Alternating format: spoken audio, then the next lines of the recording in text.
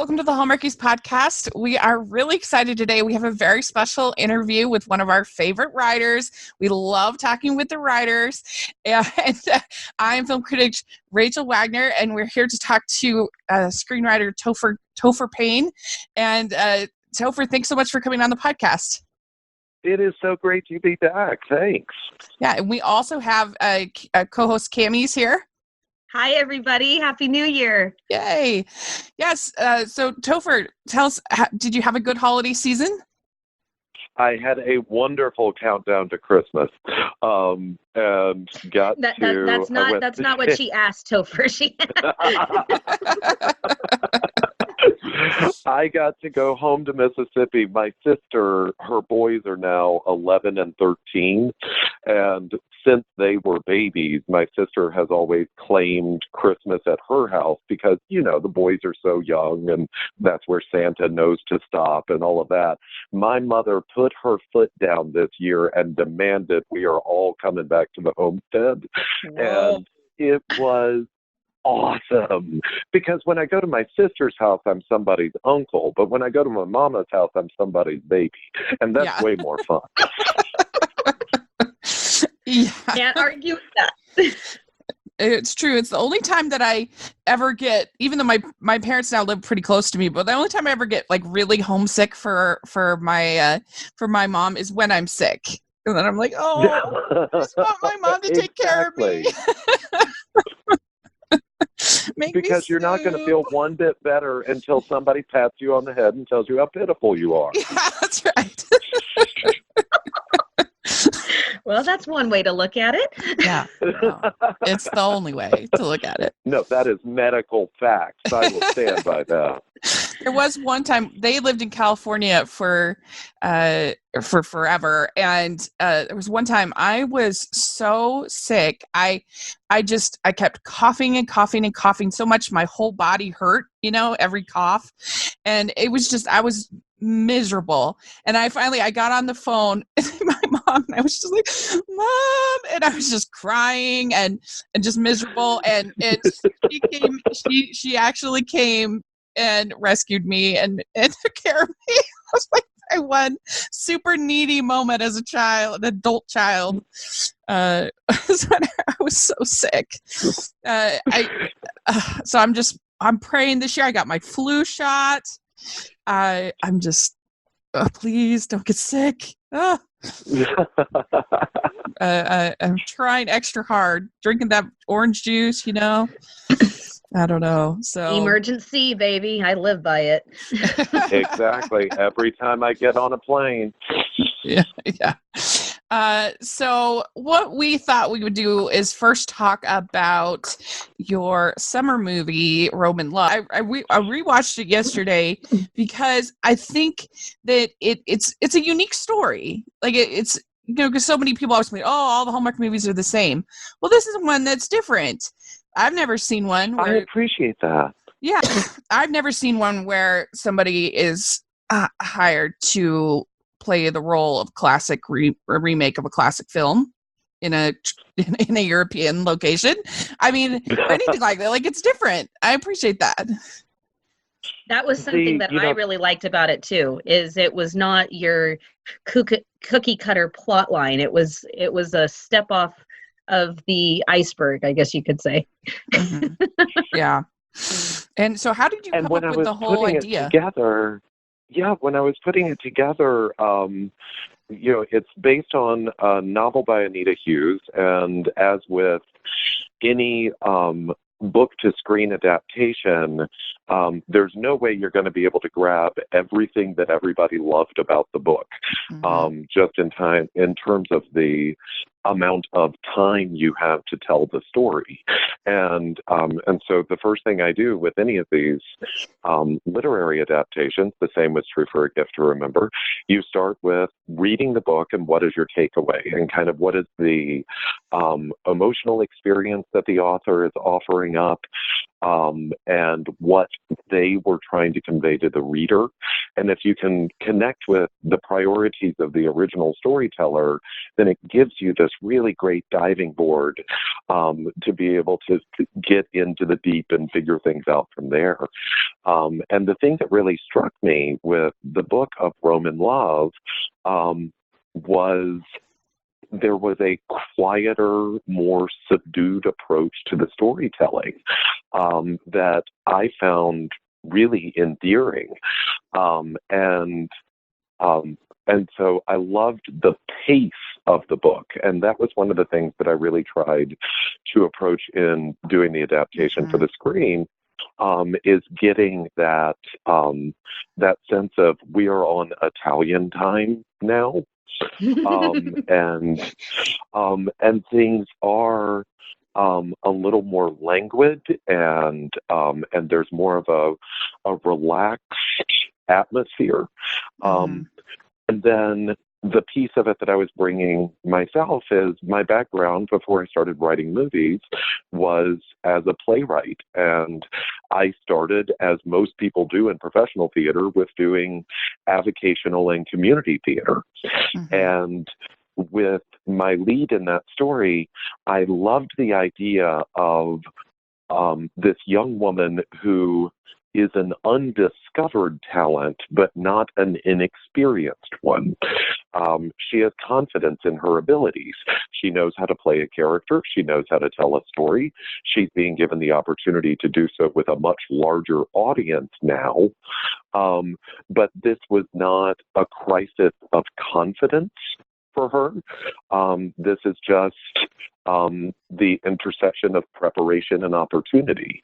And I loved that about Amelia. I loved that at the core of it, she knew that she was qualified to do this job, even as kind of insane and fairy tale as the opportunity was. She knew she was deserving of it. And I loved having a story with a lead character who has that approach. And it felt like a love letter to a lot of the actresses I have known in avocational and regional theater who would be ready for that opportunity if that opportunity ever knocked. Frankly, you bugged my house, didn't you? I think you did definitely capture that feeling, because like scenes like when they go to dinner at the they meet those people and then they end up going to dinner at their house, and you've got this sort of leisurely Italian dinner that I think you captured that feeling. But my favorite part of the movie was between the two sisters, the dynamic between the two sisters. I thought that was really nice. Thank you. That is one of my favorite aspects of that story.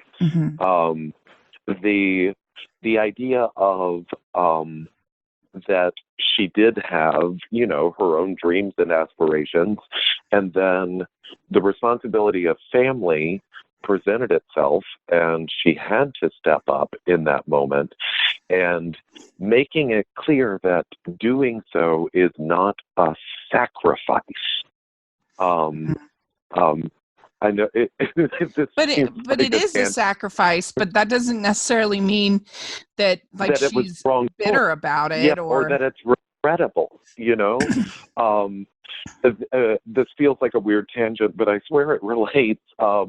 My beloved beagle, Daisy, who's 10 years old, had to have a leg amputated this year.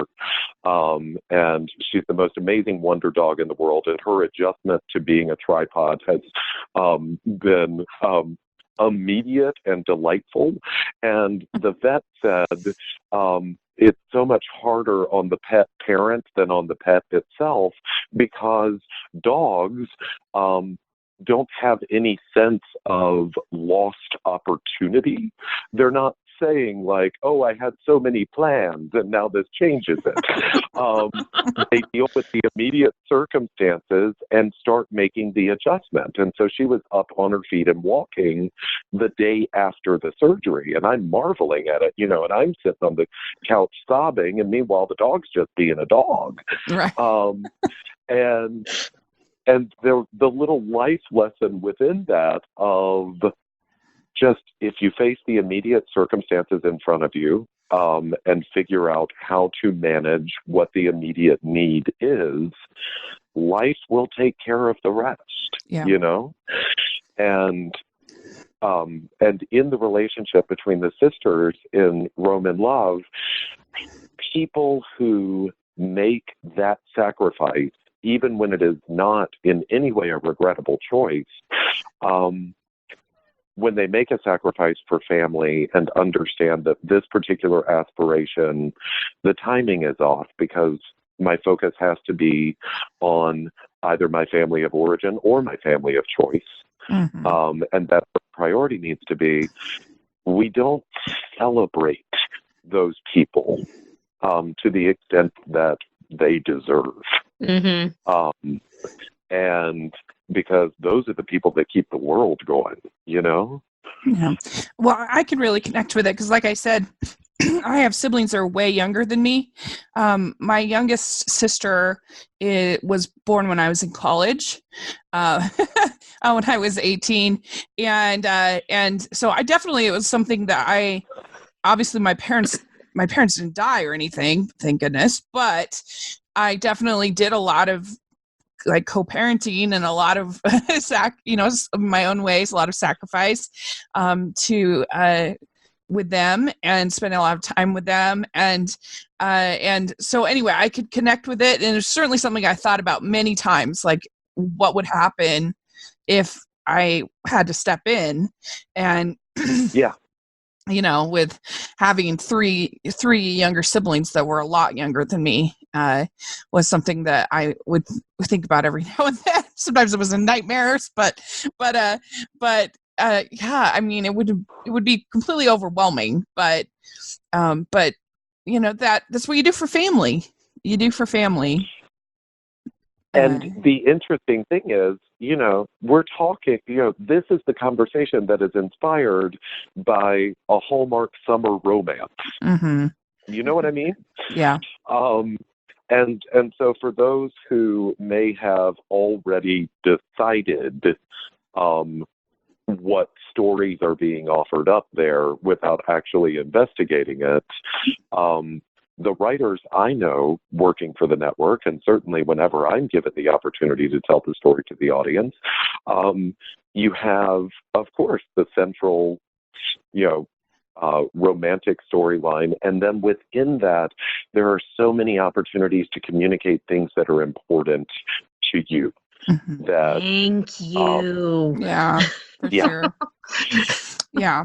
I mean, especially the top-notch writers like yourself and Nina and Julie and people like that. It's really, there's way more to them than just these fluffy movies, which are fun as well. But yeah, there are layers. Yes, absolutely. Yeah.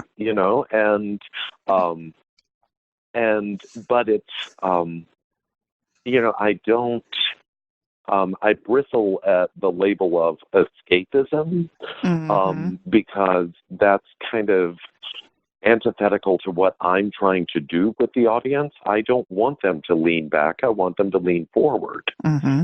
And that's a really good analogy. Thank you. Yes, I like that very much. And so, the contract I sign with an audience when they sit down to watch something I've written for Hallmark is, I promise at the end of this movie, everything will be okay. And,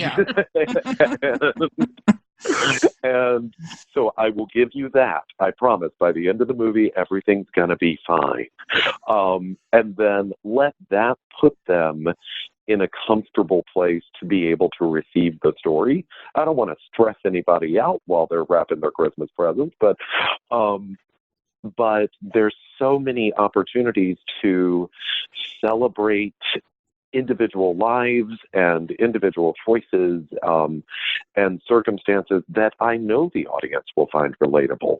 And of course, we all know after a really exciting December in the world of Hallmark, we are continuing to look for ways to celebrate the lives of others and people who may otherwise fly under the radar and not have the chance to see their stories celebrated on television in family appropriate entertainment, you know? Well, and I think there's value in the experience of escapism, like as much as like in just being able to kind of relax and I don't know, I just feel like there's so little that really caters to, particularly to women, and what kind of stories connect with women in that are, I don't know, that are sort of, I can't think of a better word for escapism. What should I use? If I should use that word. I mean, is it release? You know, it is. And I mean, it's the same kind of thing I think that like young men get from like superhero movies or whatever, you know. It's like this there's sort of this escapism about it. It's obviously I think that's more of a surge. But there are the other good parts about it, and I like those movies, but I don't know, I just feel like there's so little that's just made to kind of excite women and just have them have a fun time, if that makes sense. You know, I've had the chance now to make 3 movies with the same producer, Angela Mancuso. She did both of the Gift to Remember movies and Roman Love. And one of the things that we talk about a lot, because she has a preteen daughter, and a shared value, and I think one of the reasons she and I get along so well as collaborators is we will not write a woman that we would not want her daughter to aspire to be.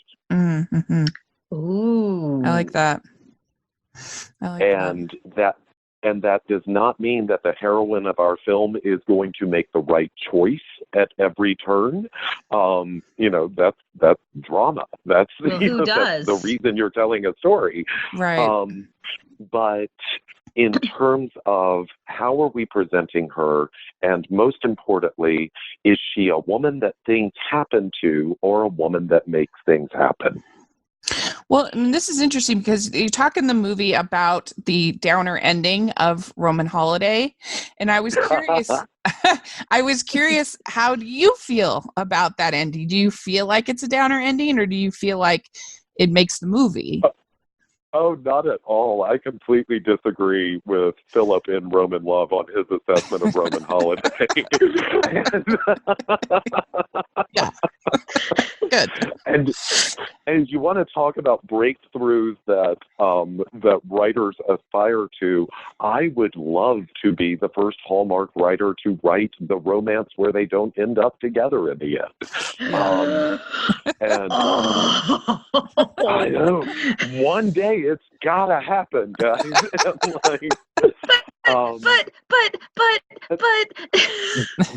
But just like in Roman Holiday, sometimes, as Amelia says in her assessment of Roman Holiday, which I think is much more in alignment with my own, when Amelia's in the press conference and says, Roman Holiday is the story of 2 people who meet under extraordinary circumstances and are in each other's lives for a short but significant moment.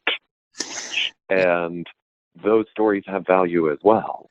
Now, of course, you know, Twitter would hang me out to dry for it, but we'd be behind you. We'll support you. But it would certainly shake up expectations of the audience, because then going forward, the next time you watch a Hallmark movie, you don't know how this thing's going to turn out. Right. Everybody's going to be fine, but what does fine look like? You know? Yeah, there would be such a demand for a sequel. Could you even imagine? You need to fix this. Do a sequel. I mean, it's kind of the reason that Louisa May Alcott had to write a sequel to Little Women, Right? Because she didn't have Joe married off in the first one.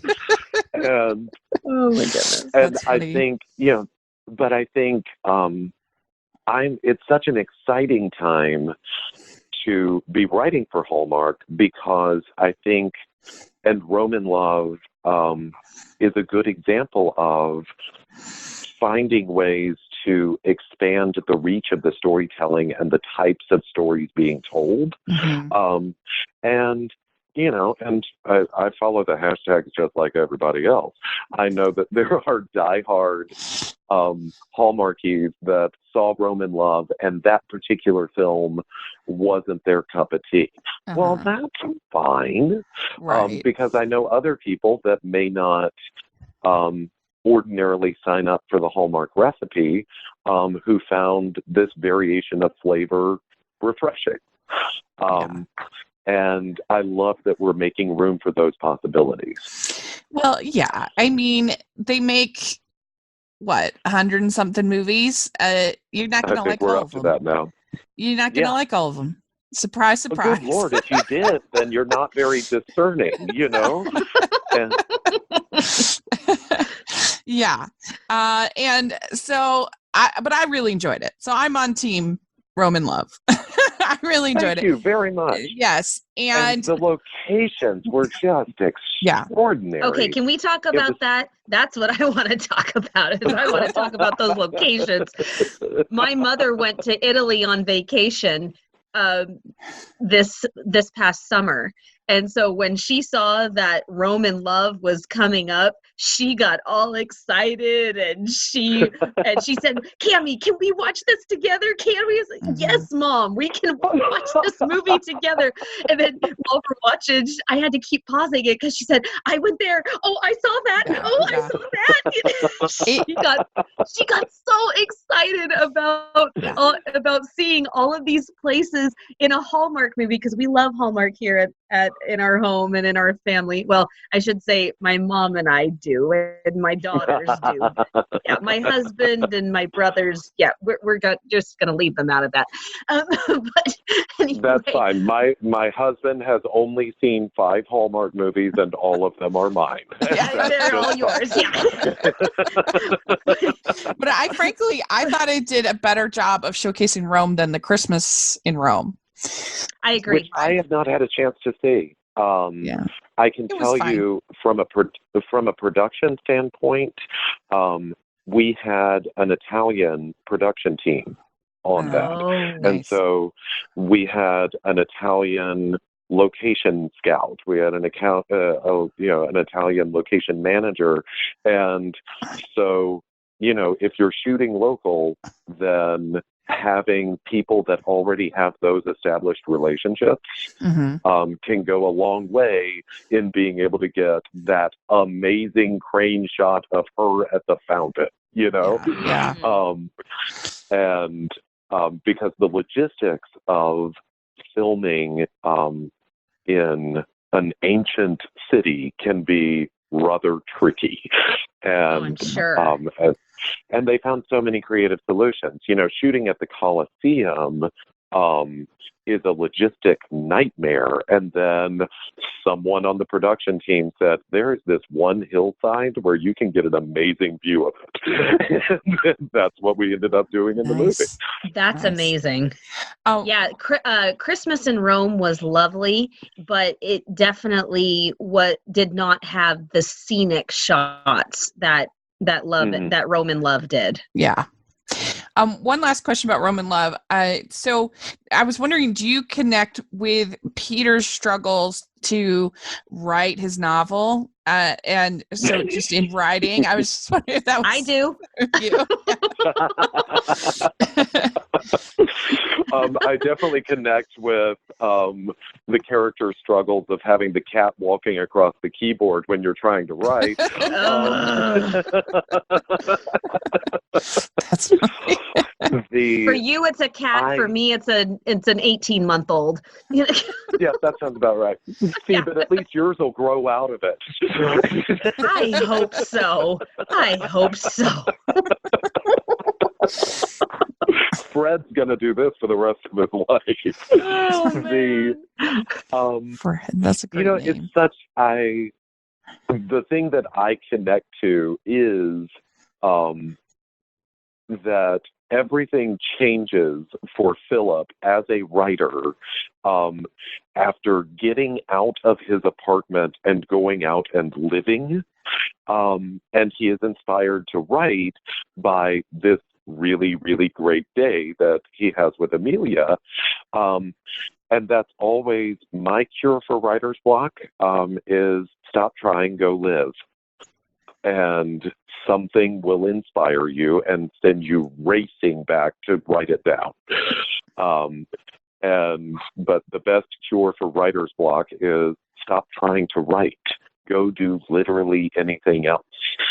And then you'll find your inspiration and you'll find the thing you want to communicate. Thank you for that. I really do appreciate that. Yeah. You're very welcome. All right. Well, so let's talk about Gift to Remember, Cherished Memories, Gift to Remember too. So last time we spoke, you were just writing it for fun. Yeah. And feel free to tell us about any others that you're writing for fun at the moment. Oh, I am writing some stuff for fun right now. Yeah. Yes. All right. But we both agree, Cammie and I, that you broke the sequel curse that Hallmark can have, and you made a good one. We both like. Topher, this was in my top 3. I absolutely adored this one.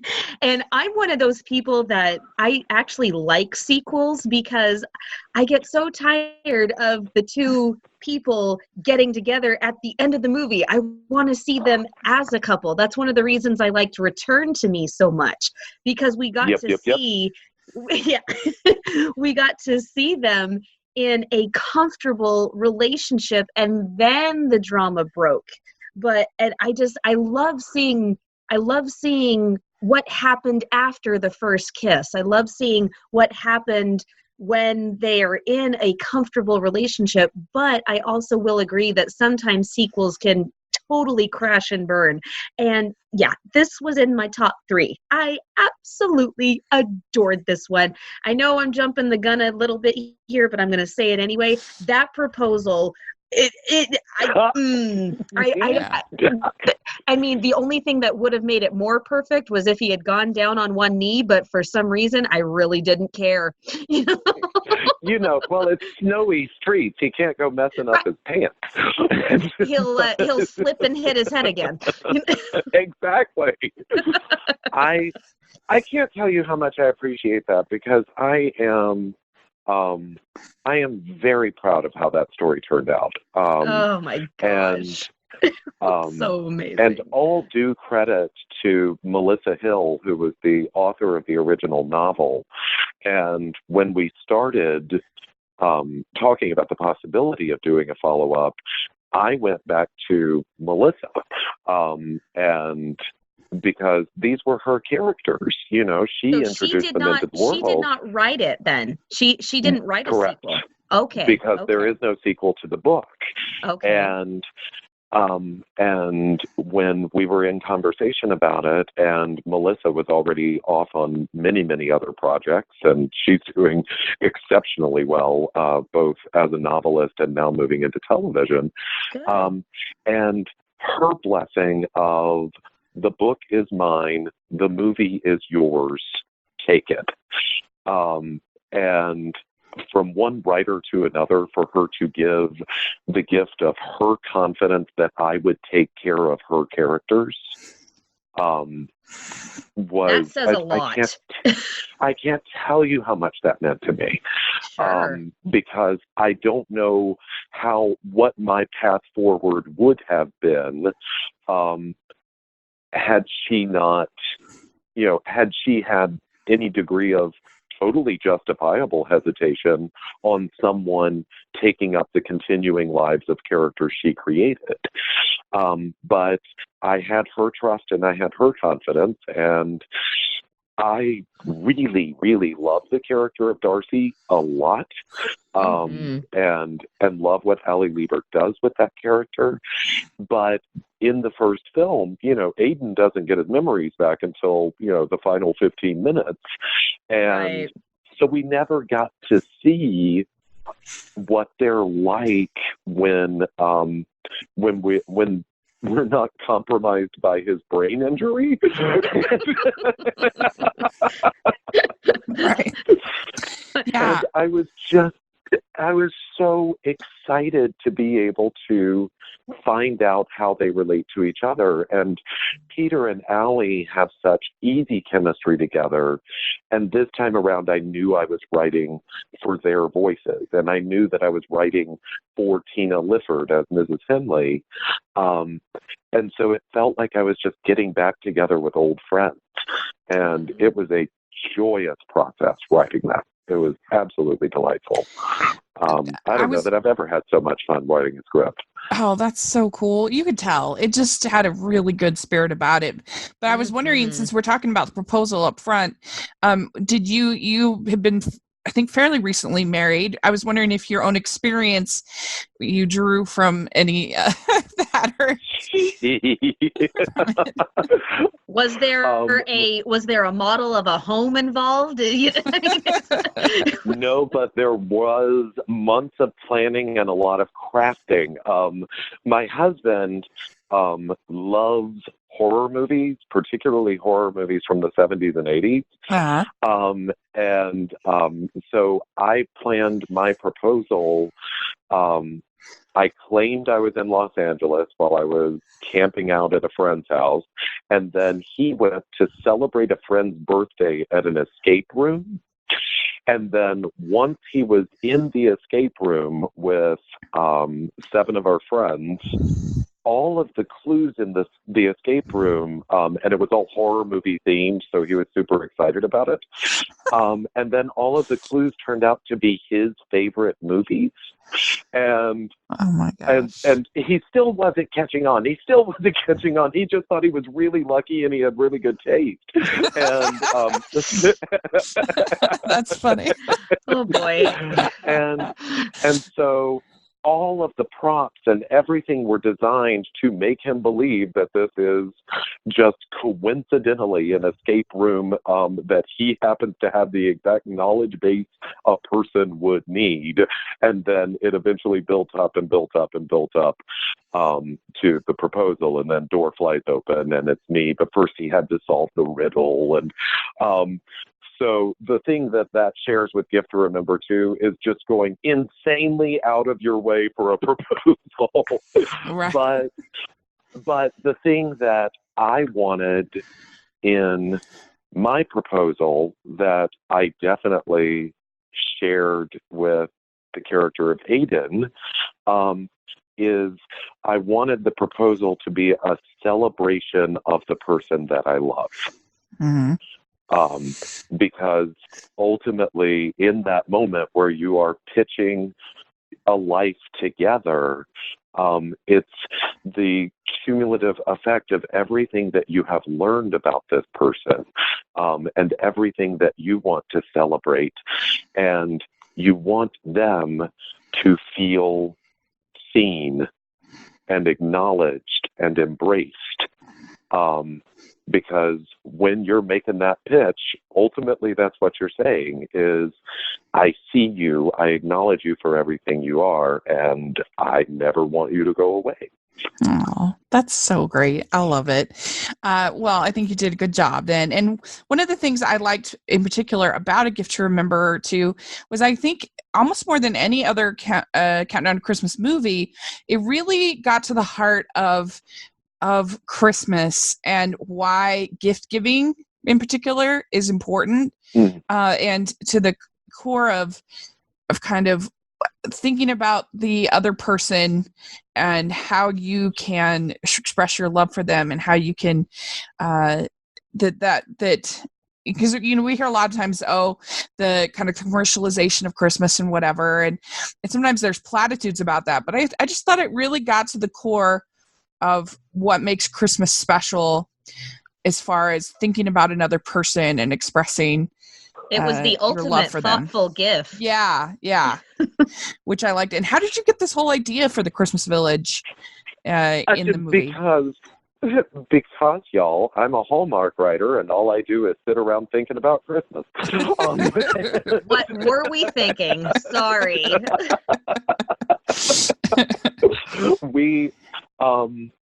I wish I could trace back when I finally landed on the Christmas Village. I knew coming into it, because so much of the first film was, retracing the steps of Aiden's personal history to discover who he is, that I wanted the sequel to kind of be a call and response on that, to acknowledge Darcy's history. And we knew from the first film that she had lost her parents. I know, which is so remarkable in a Hallmark movie. But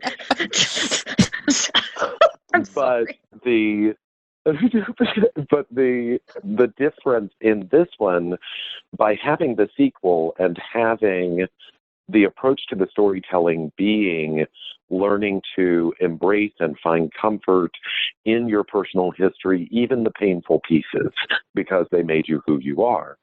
And so something that was presented as a character detail in the first one becomes a very significant piece of the plot in the second one.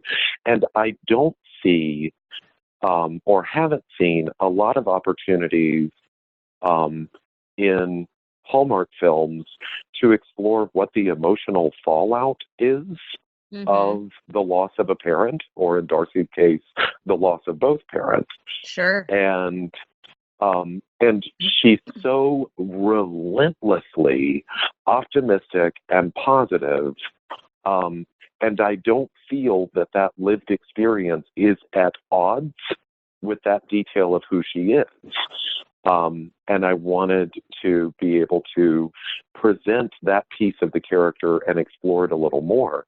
The scene between her and Mrs. Henley, when Mrs. Henley talks about her first Christmas after losing her husband. Yes. And how do we honor the people who defined who we are and are no longer with us? And in Mrs. Henley's case and in Darcy's case, it was doing all you can to continue to bring joy into the world. And they just find other ways and other people to put that joy on. The whole, exactly. I mean, Darcy trying so hard because we obviously know that the core of the story and what is driving the plot line is Aiden's gift for Darcy. But to see Darcy giving it right back, going through all that effort to do the bread in the coffee cans. And just how much it meant to her to get it right. I'm clenching my fists right now. I'm Italian. I put emphasis on my words. So, and just when she handed the basket to him, the expression on both of their faces, oh my gosh, I blubbered just a little, Well, and that was how my mother's mother made pumpkin bread every year. Is that right? And so I remember me mama with, because she had 6 kids and 20-something grandkids, and her way of being able to make sure everybody got something was she would do them a loaf of pumpkin bread. And so the smell of pumpkin bread, that's my grandmother. And for my mother, it's even more so, and Sure. because that was her entire life. And it was, my mother's the daughter of an itinerant farmer. They moved around a lot and were constantly reintroducing themselves to communities. And my grandmother would spend all year collecting coffee cans so that at Christmas, everybody got a loaf of pumpkin bread.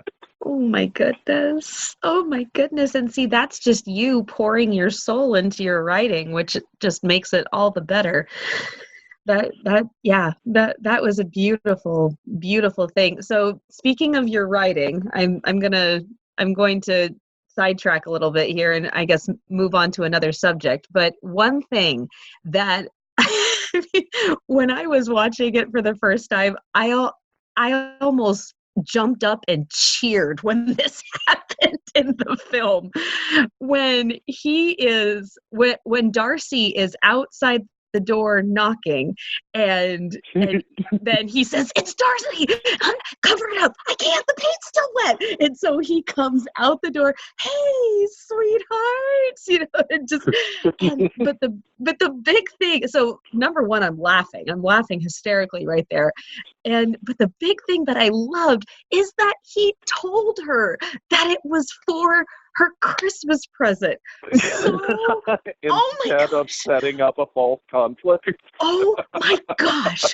So many times you see somebody seeing something that is completely misread because they're doing something for the other person, but they weren't smart enough to say it. So, the late, great Roger Ebert called that an idiot plot.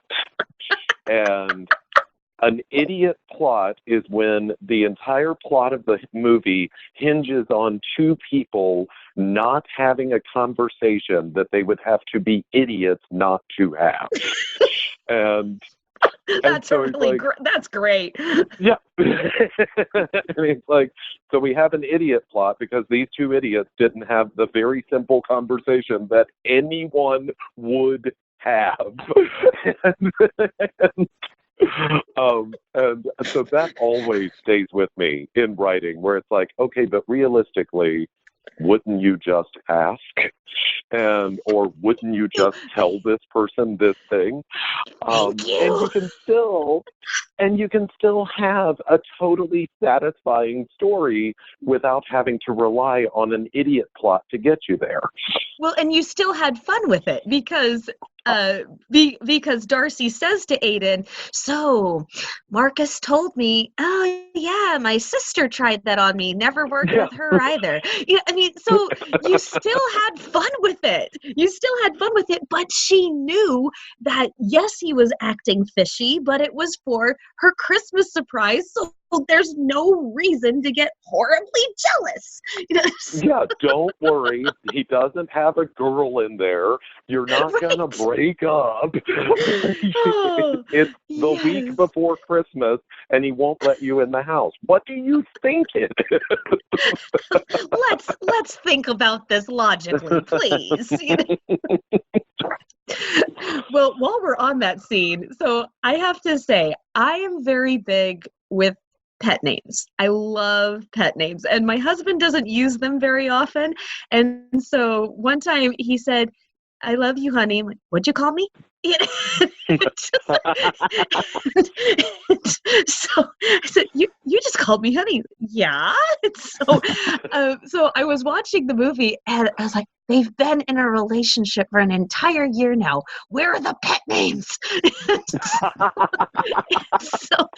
So when he comes out his door, when Aiden comes out his door and says, "Hi, sweetheart," I said, "Oh, there it is." So I gotta know, Topher, were those planned? Were they scripted or were they ad-libbed? No, they are scripted. Scripted. Okay, they're scripted. Okay. Yeah.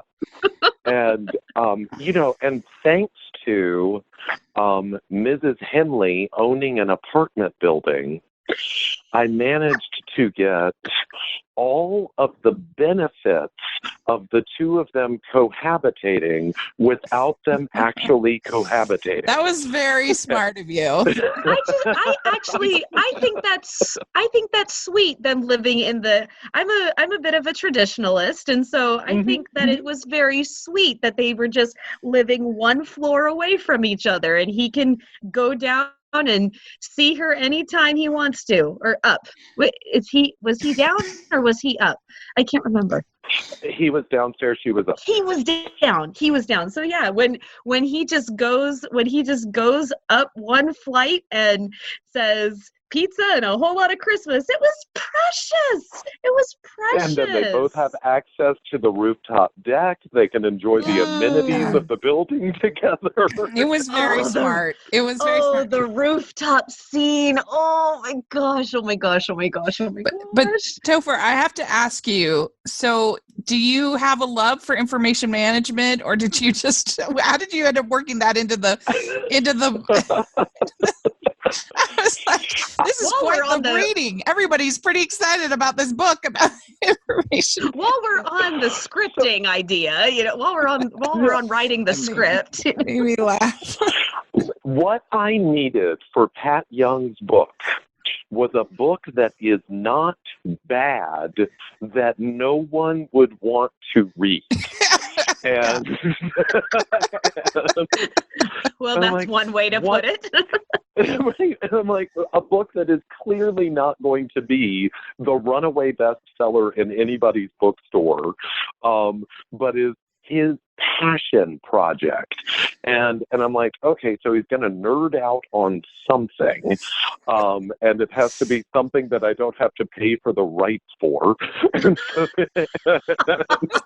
So it can't be like obscure Marvel characters, and there would still be an audience for that. But I'm like, Pat Young's passion project of wanting to convey the exciting, complex history of the birth of the internet.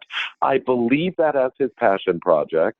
I believe that could be a well-written book, and I believe that it would be impossible to sell more than 2 copies of it. Yeah, I think so. Did the birth of the internet actually happen at Christmas time, or was that just all of artistic? That is true.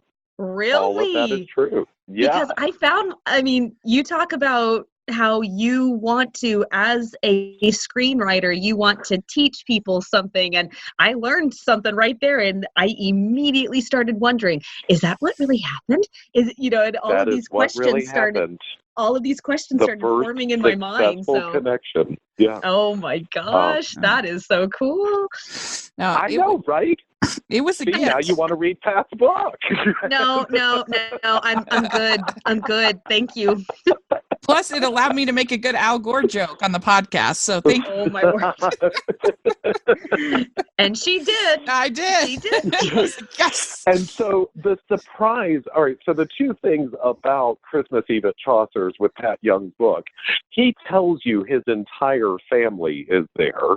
And so when he sold every copy, we know who he sold them to. That's thing it one. Was to all the and family members. Right. And thing two is I think people in Chaucer's that evening were pleasantly surprised to discover that the history of information management has a nice little Christmas story in it. And so I think Pat does a pretty good sales job on his book at his reading. Yeah. No, it was a perfect choice, because it is true that when you talk to people that are usually just kind of forgotten. First of all, a lot of times those are the best interviews of all. But there's just this feeling of like, somebody cares about me and what I'm doing. This is so exciting. Yeah, it's the best. Whereas a lot of people think that it's the like the famous people. Oh, that's the ones that are exciting, but not for me. That gets old really quick. But for me, it's like when I get to interview like a camera operator or somebody like that they're like, "Wow, you want to hear my story? This is so exciting." I love it. And that's why his uncle has that moment of, he knows that that nobody's going to buy that boring freaking book. And so to see it as the staff pick on the table at Chaucer's gives him a different perspective on what being part of a community actually means, And yet she did it without even knowing that he was his nephew. And I loved the arc between the two of them. You go from her trying really hard to humor him and just kind of smiling through clenched teeth, Mm-hmm. and to the very end when she is saying how wonderful it is to have him there, and just the look on Pat's face. You want me here. I'm your headliner. Wow. Yeah. That's, the beautiful thing about Darcy, with Darcy and Aiden trying to come up with all of their maneuvers to save Liberty Rec Center. And so, we're going to go and cajole him. We're going to give him a framed certificate and make him the star of the Christmas party. And how about that Christmas party, by the way? And amazing. We're going to have it turned into a historical site. They're doing all of these things to try and maneuver for it. And the thing that actually saves Liberty Rec is an act of kindness that Darcy simply does because of who she is. That's the thing that saves it. Right. And then, of course, you have her saying that she had to sign those papers, and Aiden's eyes bug out. I swear, other than the proposal, that was probably one of my favorite parts of the movie. Peter Porte did that reaction flawlessly. It was. I love giving him moments of comedic desperation. Peter Porte and his handsome mug looking like a cartoon prince. When you get him in moments of comic desperation, he can shine like a diamond. And the eyes bugging out was the best. Yeah. It was better. It was better than the slashing of the throat. Just the eyes bugging. I went, whoa, baby! I didn't know his eyes could get that big. Yeah. Well, you did a great job this last year, and we are very excited for whatever stuff you're writing for fun right now. And I am writing a couple of things for fun. Yes. Yeah. So just for fun, I'm working on a royal romance that I'm actually really excited about. And it's I think I've found a fun twist with it that I'm really, really enjoying a lot. And my first movie for Hallmark was a royal romance, My Summer Prince, right? And I haven't had the chance to revisit it since then. And I think I've gotten to know the audience a lot better since then, and have gotten stronger as a screenwriter since then. And so being able to come back to that particular genre and doing, literally a fairy tale is a ton of fun. And I'm very, very excited about that. So I'm working on that. And then, just for my own enjoyment, asking myself if there was another chapter in the lives of Darcy and Aiden, what would that look like? Yeah. Are you serious? And I mean, just for fun, just for myself. Right. Yeah. Yes, absolutely. But, Rachel, you gave me so much good advice on how to avoid the pitfalls on a sequel. So what do I need to know about a wedding trilogy? Well, that all depends. Are you doing the wedding at Christmas or not? Let's say it's not. Let's say it's not. I tell you, the movie that you should look at for a good wedding sequel movie is The Perfect Bride. Amen. Sequel, because I didn't love the first one because I did not like the Bridezilla in that one. She drove me crazy. No, hated her. But I thought the sequel was great because the conflict was like just perfect. I thought there was never a doubt that they were going to get married.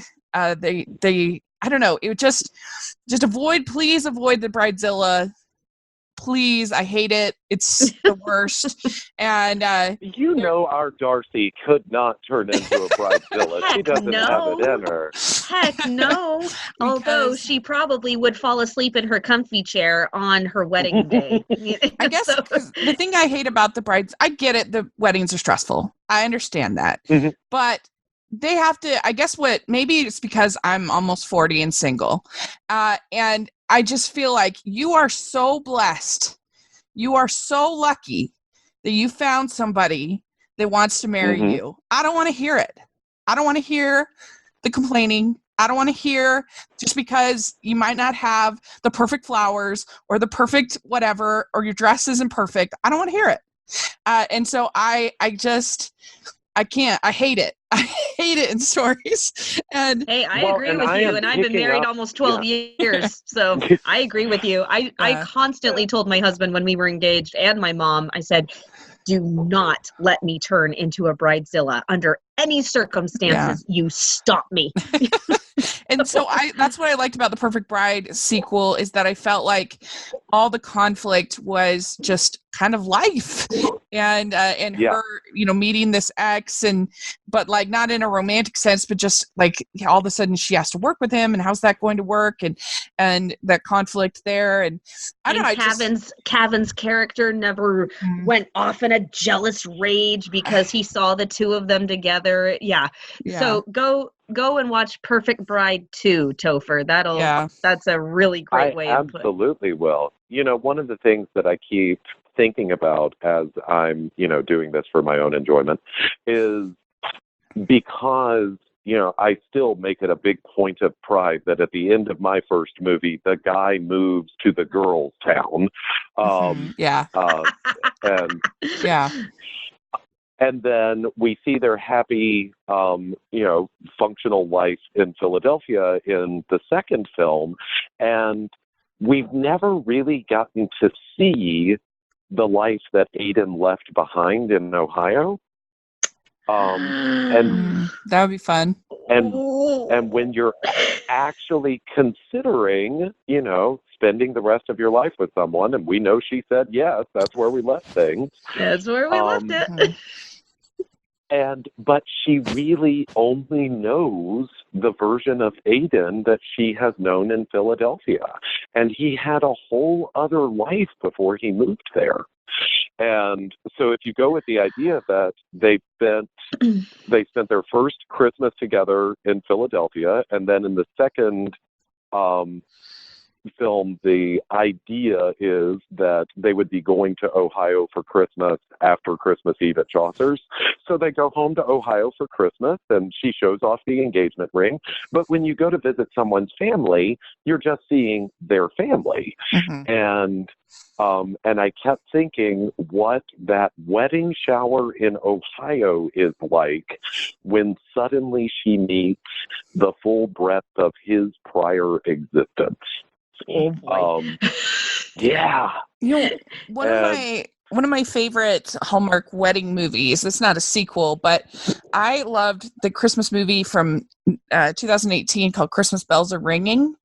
And it you had Amelia Ullerup's character coming in, and I thought for sure, she's going to be really jealous of the stepmom that's marrying her dad, and instead she was so loving and so kind and so supportive, and the whole thing and welcoming. Yeah, and she ends up giving her this necklace that or bracelet, I can't remember, that had. It was a bracelet. Yeah, I just watched it a couple of weeks ago. It was a bracelet. I just thought that movie was just pitch perfect as far as just 99% of weddings are about family and love. And yes, I know they're stressful, but I just thought that movie got the tone perfect. And I was just so happy for everybody involved.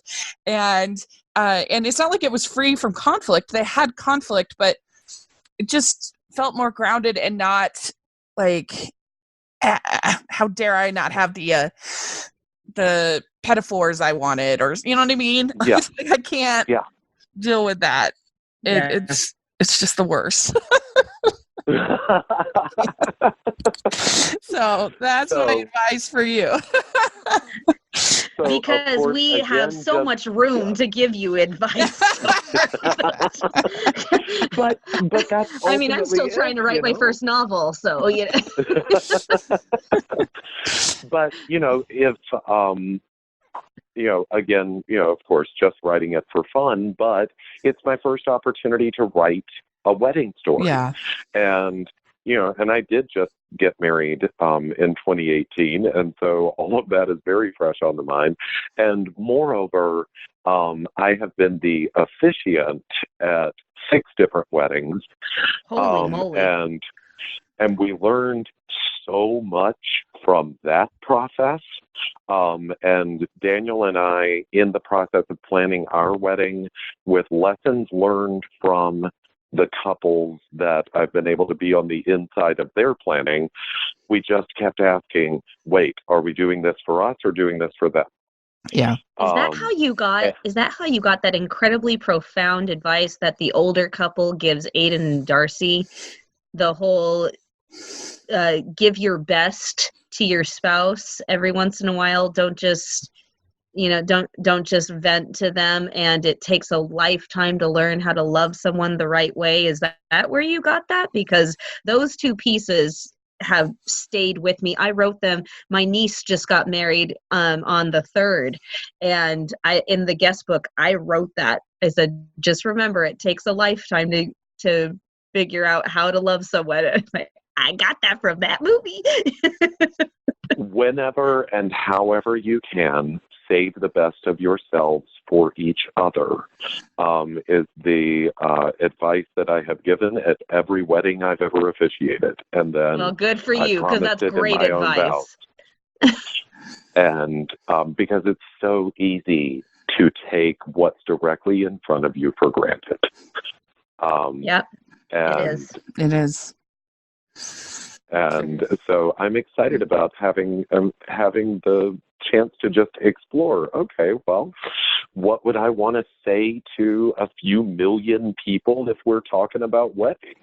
And I love so much that the scene at the Christmas party stood out for you, because oh gosh, yes. Every time we write these, there are precious scenes that end up getting cut, and I always have to make my peace with that. And it's going to be some beautiful grace note scene that isn't really advancing the plot forward. And the conversation with the couples at the table was on the chopping block at one point, and I lost my mind. Oh my gosh, I am so glad it didn't get cut. Oh my gosh. That was, it wasn't my favorite part of the movie, but it was the most profound. Yeah.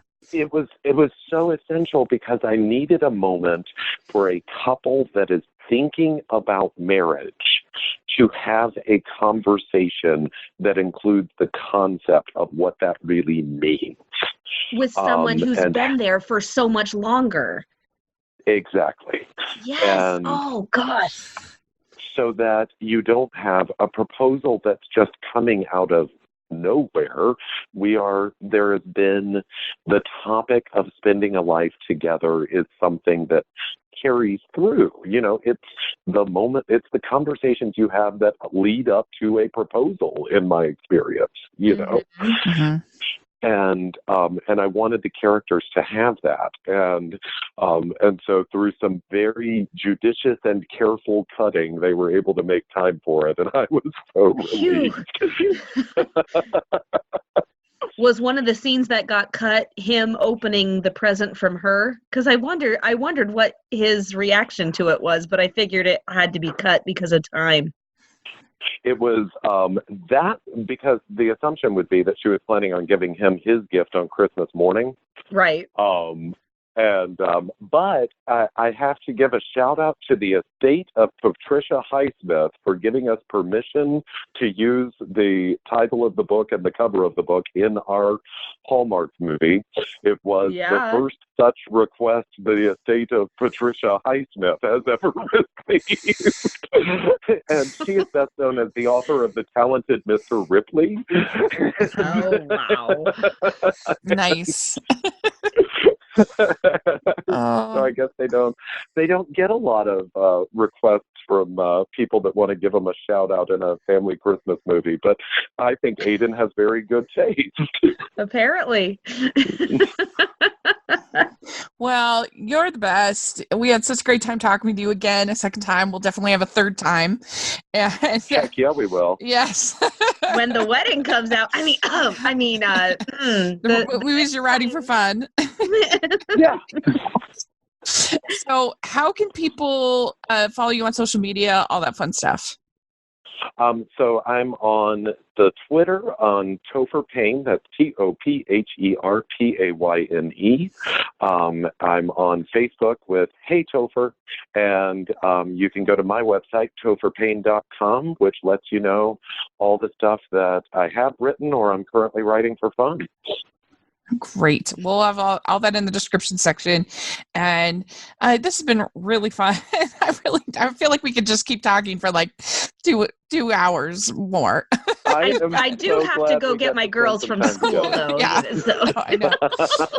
But it's been really fun. Thank you so much. And we will catch up again soon. Thank you to both of you, and thank you to all your listeners. All right. It was wonderful to meet you, Topher. Nice to meet you, too. Talk to you soon. Bye. Yes. So, Cammie, how can people find you? You can find me on Twitter and Instagram, Cammie Drama Girl, Cammie spelled Kami. And on Facebook, you can find me on my Hooked Hardy Facebook page, and my blog is hookedhardy.com. Great. And you can find me at Rachel's Reviews, all of our social media, iTunes, YouTube, and on Rotten Tomatoes. So make sure to check that out. And you can follow the podcast at Hallmarkies Pod and Hallmarkies Podcast all over social media. And if you're listening on iTunes, please leave us your ratings and reviews. It really helps us out. And if you're listening on YouTube, please give us a thumbs up and subscribe to the channel. We sure appreciate what you do. We have our patron group, which we have giveaways and other fun opportunities. And we also have our merch store with designs from Jessica Miller that are really fun. We also got some new postable designs up this week, so check that out. We have the link in the description. So thanks again to Topher, and thanks Cammie, and we'll talk all again soon. Bye everybody. Bye everybody.